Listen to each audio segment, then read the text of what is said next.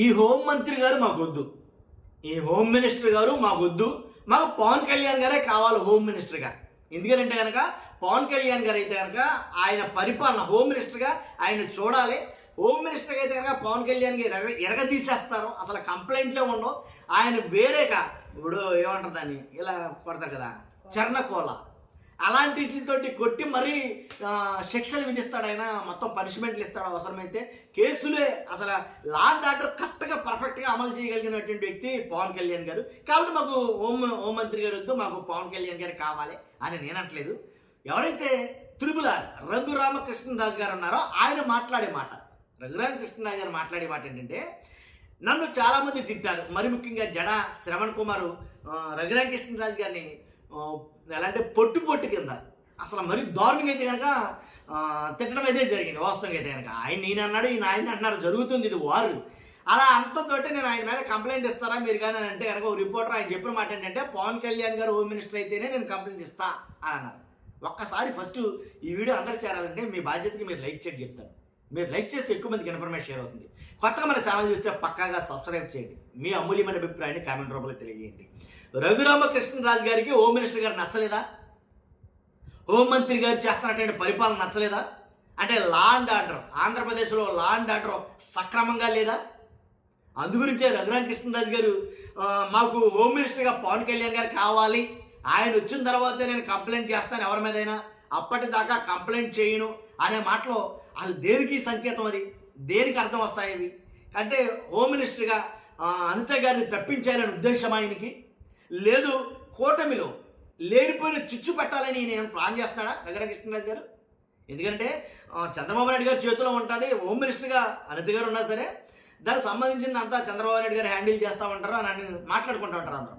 కానీ అలాంటప్పుడు పవన్ కళ్యాణ్ గారికి, హోమ్ మినిస్టర్ గారికి, చంద్రబాబు నాయుడు గారికి మధ్యలో చిచ్చు పెట్టే కార్యక్రమం చేస్తారు రఘురామకృష్ణరాజు గారు. మరి ఎందుకని అలా మాట్లాడారు? ఓ బాధ్యతాయుతమైన పదవిలో ఉండి, ఓ కూటమిలో ఉండి రెస్పాన్సిబిలిటీగా ఫీల్ అయ్యి మాట్లాడాల్సిన మాటలు మాట్లాడకుండా, నేను పవన్ కళ్యాణ్ గారు హోమ్ మినిస్టర్ అయితేనే కంప్లైంట్ చేస్తానని అంటే కనుక మీరు చేసే కంప్లైంట్కి, మీరు ఏదైతే కంప్లైంట్ చేయాలనుకున్నారో ఆ కంప్లైంట్కి న్యాయం జరగదో హోమ్ మినిస్టర్గా అనిత గారు ఉంటే. కానీ అనిత గారు లేకుండా ఆ ప్లేస్లో పవన్ కళ్యాణ్ గారు ఉంటే మీరు చేసే కంప్లైంట్కి న్యాయం జరుగుతుందనే ఉద్దేశం మీది. అంటే చంద్రబాబు నాయుడు గారి మీద నమ్మకం లేదా? అంతే కదా, ఇలాంటి అర్థాలు కదా వస్తాయి అంటే రఘురామకృష్ణరాజు గారు మాట్లాడేటువంటి మాటలు. కాబట్టి ఖచ్చితంగా అంటే ఆల్రెడీ పవన్ కళ్యాణ్ గారు కూడా ఇదే అంశం మీద లా అండ్ ఆర్డర్, ఆంధ్రప్రదేశ్లో లా అండ్ ఆర్డర్ మొత్తం ఫెయిల్ అయ్యింది అన్నట్టుగా మాట్లాడటం, లా అండ్ ఆర్డర్ గురించి చాలాసార్లు ప్రస్తావన వచ్చినప్పుడు అది నా శాఖ కాదు, ఆ శాఖ నా శాఖ కాదు, హోం శాఖ నాది కాదు అని పద్దాకా ప్రస్తావించడం, అండర్లైన్ చేసి మరీ చెప్పడం. పవన్ కళ్యాణ్ గారి ఉద్దేశం ఏంటి? హోంశాఖ తీసుకోవాలని ఆయనకి ఏమన్నా ఇంట్రెస్ట్ ఉందంటారా? కాబట్టి అందుగురించే పవన్ కళ్యాణ్ గారు ప్రతిసారి కూడా హోంశాఖ మీద విమర్శలు చేస్తున్నారంటారా? లా అండ్ ఆర్డర్ ఫెయిల్ అయ్యింది, నేనైతే కనుక ఇలా ఉండదు, నేనైతే అనే మాట అందుకైనా పదే ప్రస్తావనకు వస్తుంది. దాన్ని చూసుకునేనా ఇలాగ రఘురామకృష్ణరాజు గారు, ఇలా కొంతమంది సోషల్ మీడియాలో కూడా పెద్ద ఎత్తున ప్రచారం జరుగుతుంది. హోమ్ మినిస్టర్ పవన్ కళ్యాణ్ గారికి ఇస్తారంట, పవన్ కళ్యాణ్ గారికి ఇస్తే కనుక రాష్ట్రం వేరే లెవెల్లో ఉంటుంది, వేరే పరిస్థితుల్లో ఉంటుందని మాట్లాడుకున్నారంట. దీని గురించేనా? కాబట్టి ఇలాంటి వ్యాఖ్యలు కూటమిలో చిచ్చుపెట్టేవిగా ఉంటాయి కదా. మరి అలాంటప్పుడు రఘురామకృష్ణరాజు గారు ఎందుకు మాట్లాడుతున్నారు? అలాగ ఉండే అప్పటిదాకా అలాగుండి వైఎస్ఆర్సీపీలో ఉన్న రఘురామకృష్ణరాజు గారు కావాలని ఏవో కొన్ని తీసుకుని ఆ అంశాల మీద గొడవ పెట్టుకుని ఏదైతే ఏ పార్టీలో నెగ్గారో ఆ పార్టీకే ఎసరు పెట్టే కార్యక్రమం అయితే చేశారు వైఎస్ఆర్సీపీ పార్టీలో. ఇప్పుడు కూటమిలో ఉండి కూటమిలోనే చిచ్చుపెట్టి మళ్ళీ ఆ పార్టీకి ఎసరు పెట్టే కార్యక్రమం ఏమన్నా రఘురామకృష్ణరాజు గారు చేస్తున్నారా అని కొంతమంది మాట్లాడుకుంటున్నారు. కాబట్టి ఈ మాటలన్నింటికి, ఈ పనులన్నింటికి అర్థాలు ఏమొస్తున్నాయి మీకు అర్థమవుతుందా?